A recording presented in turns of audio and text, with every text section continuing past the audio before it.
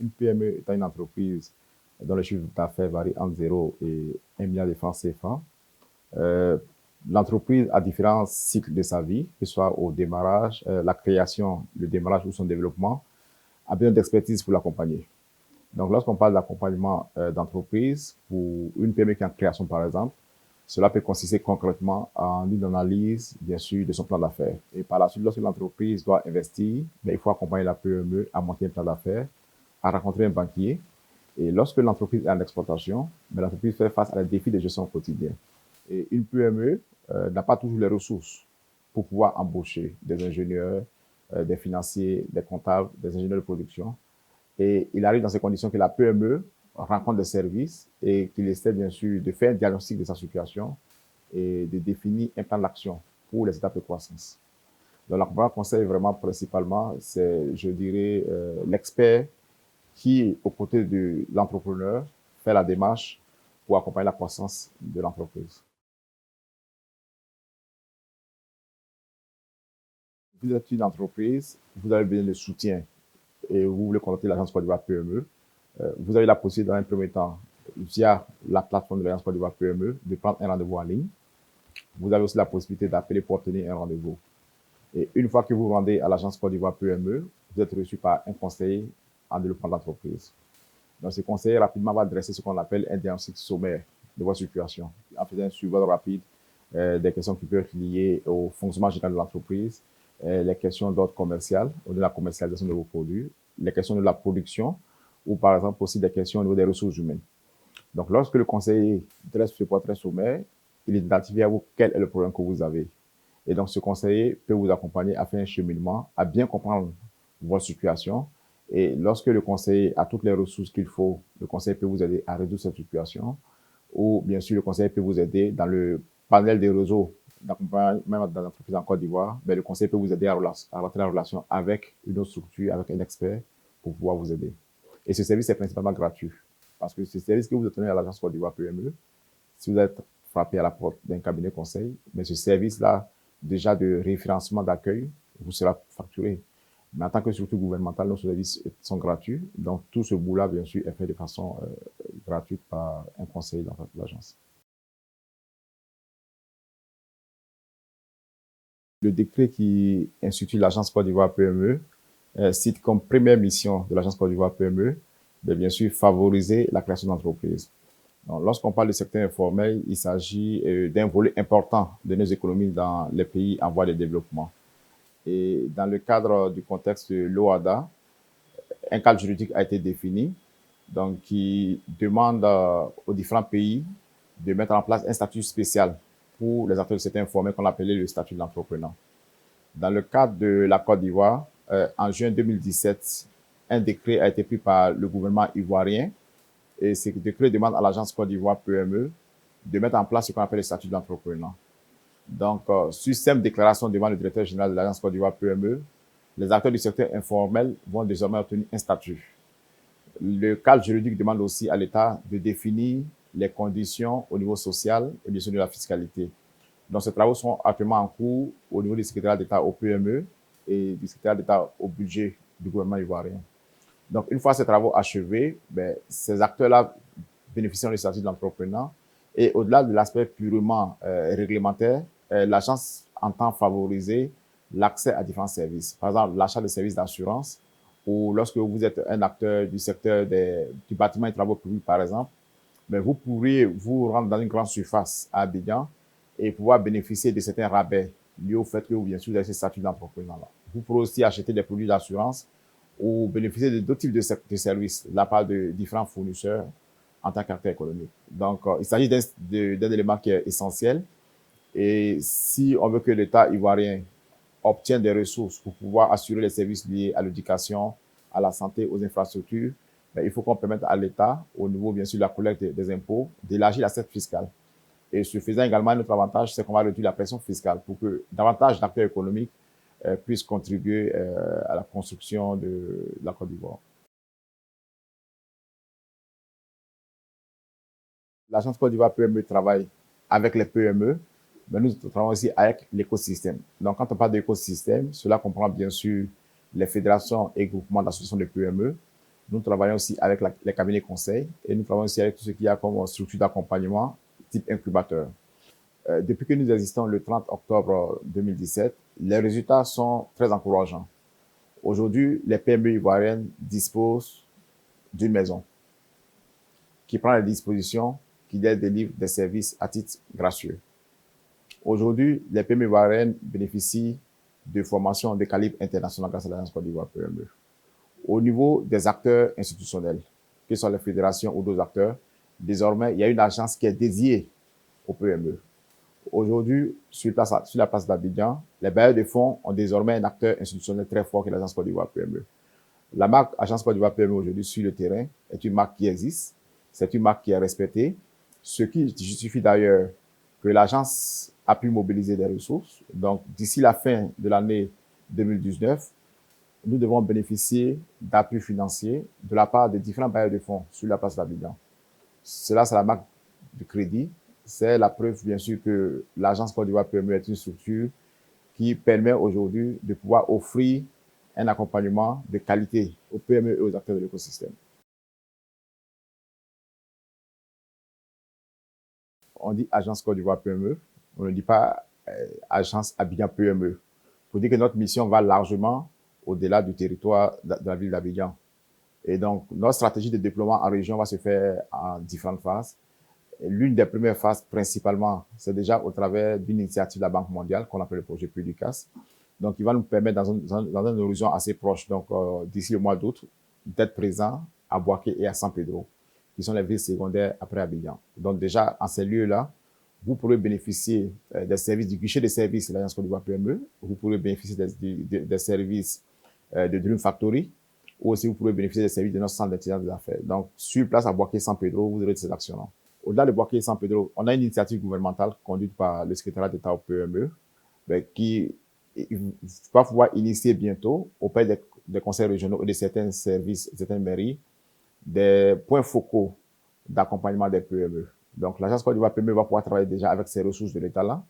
Mais au-delà de cela aussi, notre objectif, c'est que l'Agence Côte d'Ivoire PME, notre positionnement dans l'écosystème, c'est que nous nous considérons comme un pivot central. Donc, en tant que pivot central, notre rôle n'est pas de nous substituer aux structures existantes. Et donc, dans ce cas-là, il y aura des partenariats tissés avec la Chambre de commerce et d'industrie.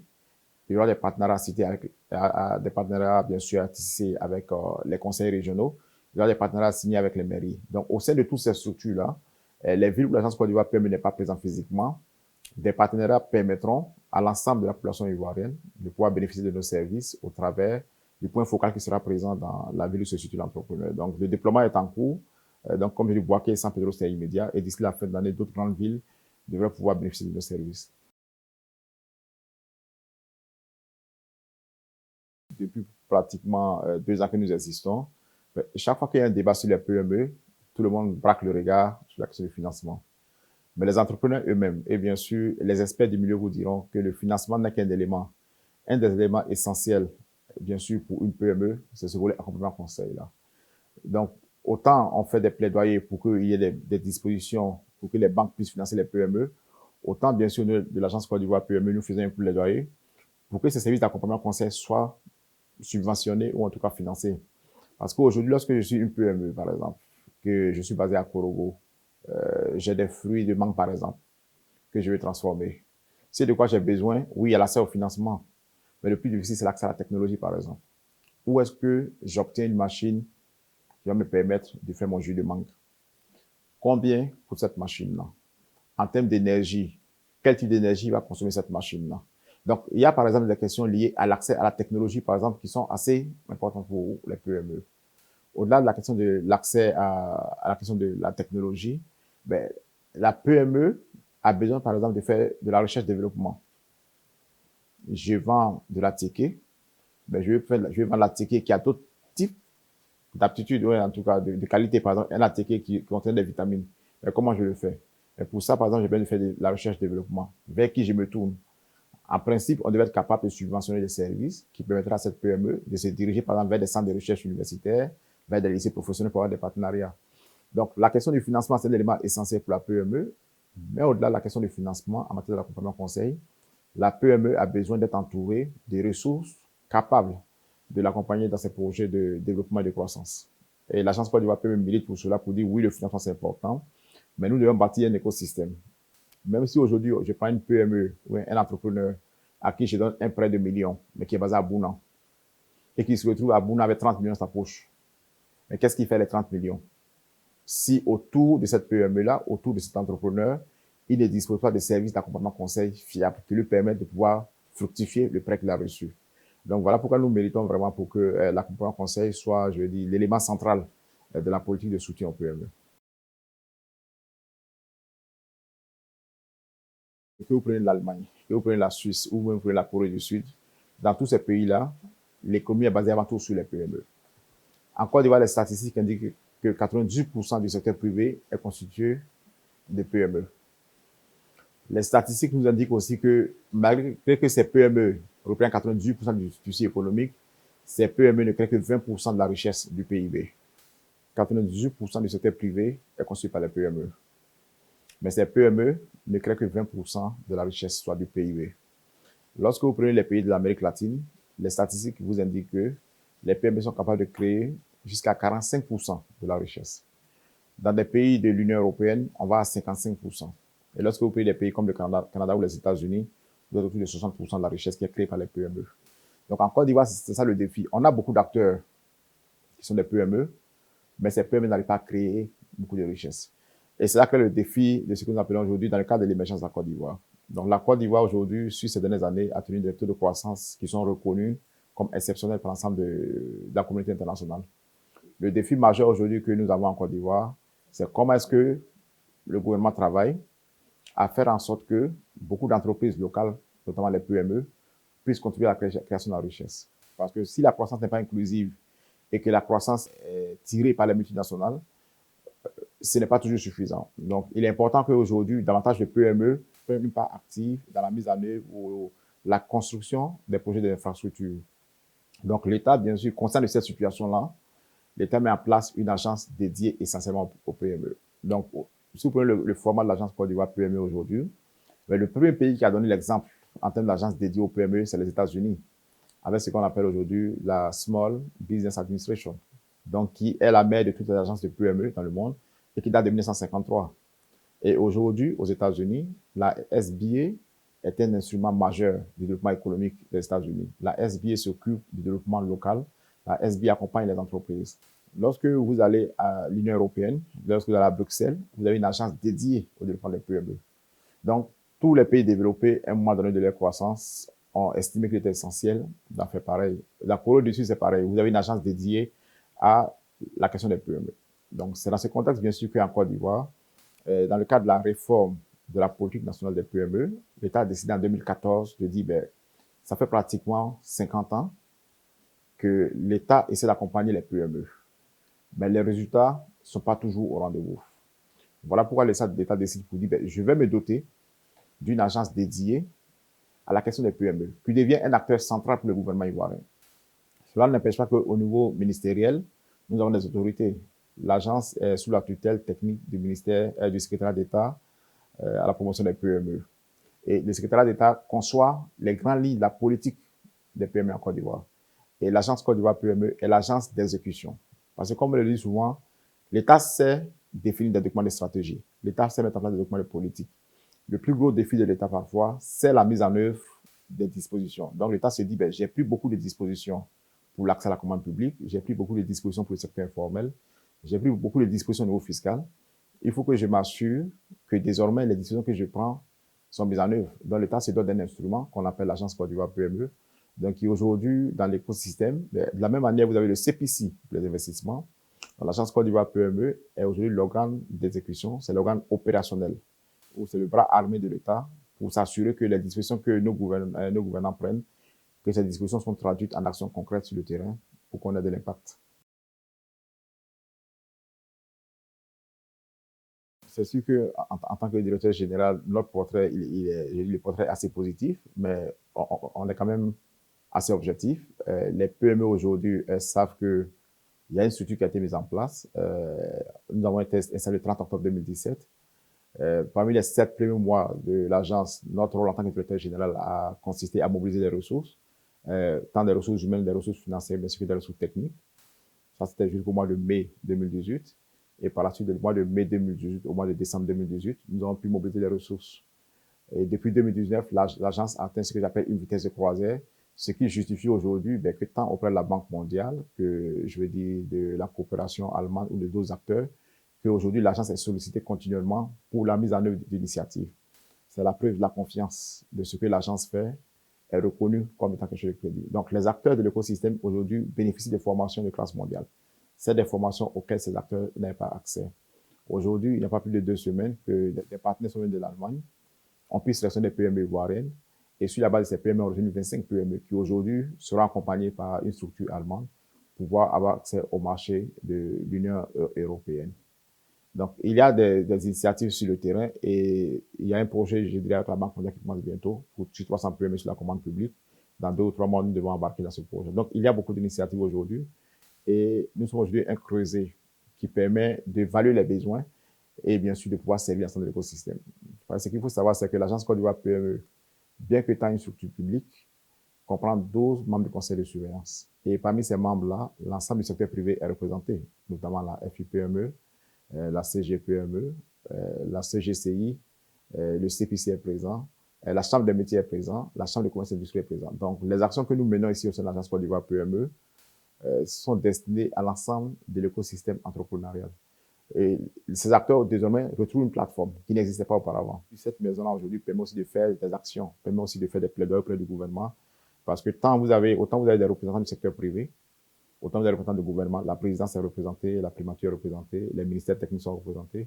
Donc, tous ces acteurs se mettent ensemble et puis définissent ce qui peut être porteur d'impact pour l'ensemble de l'écosystème. Donc, le bilan, je dirais, est largement positif et que un micro-trottoir, bien sûr, vous permettra de valider ces aspects-là. Mais aujourd'hui, nous sommes assez satisfaits des résultats que nous avons atteints en si peu de temps. Une fois de plus, nous sommes une agence des PME, mais notre compréhension, c'est que les PME naviguent dans un écosystème et que les PME seules, sans le soutien de l'écosystème, n'existent pas. Donc, nous voulons élargir la cible d'action. Nous travaillons sur l'écosystème entrepreneurial. Le message pour les PME principalement, c'est de dire que désormais, ils ont un acteur. Et que cet acteur s'appelle l'agence Côte d'Ivoire PME. Nos bureaux sont ouverts. On a des staffs qui sont à leur disposition. La direction générale est à leur disposition pour recueillir leurs besoins et pouvoir répondre à leurs demandes. Les formations, les interventions de l'agence Côte d'Ivoire PME sont gratuites à ce jour. Donc, nous encourageons tous ces acteurs pour ne pas qu'ils focalisent principalement sur la question du financement. Aujourd'hui, l'État, au travers de l'agence Côte d'Ivoire PME, dispose de ce qu'on appelle un incubateur public, dit Dream Factory, qui est logé à la Riviera Palmeraie. Si vous avez un projet au niveau de l'innovation, vous pouvez vous y rendre, vous serez reçu et on va vous accompagner dans le développement de votre idée. Parce qu'effectivement, vous partez d'une idée d'entreprise, l'agence Côte d'Ivoire PME vous permet de transformer votre idée en prototype, puis en entreprise. Il y a tout un accompagnement, il y a un cheminement qui est en place et il y a des ressources de l'État qui sont mises à votre disposition pour vous accompagner. Par la suite, vous êtes une entreprise en démarrage ou vous êtes une PME existante, vous avez ce qu'on appelle le guichet de service aux PME. Ce guichet de service vous permet de prendre rendez-vous, de passer rencontrer un expert de l'agence Côte d'Ivoire PME, d'identifier vos besoins. Lorsque l'agence a des ressources, l'agence vous aide à résoudre ce problème. Si l'agence n'a pas de ressources, l'agence vous guide dans l'écosystème. Comme je le dis, avec les ressources ou avec les projets que nous engageons, les partenaires que nous signons actuellement, nous sommes capables de répondre à un panel assez large. Ça, c'est vraiment pour les PME.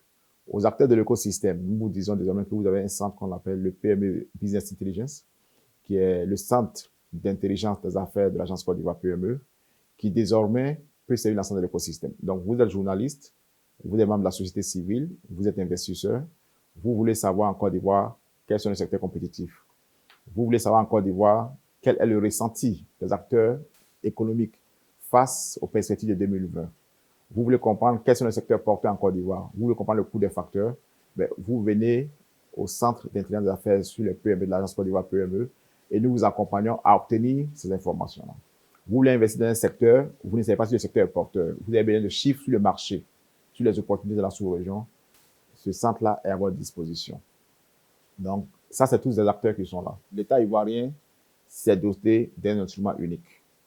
Pendant longtemps, les interventions en faveur du secteur privé ou en faveur des PME n'ont pas toujours été coordonnées parce qu'on avait une multiplicité de structures.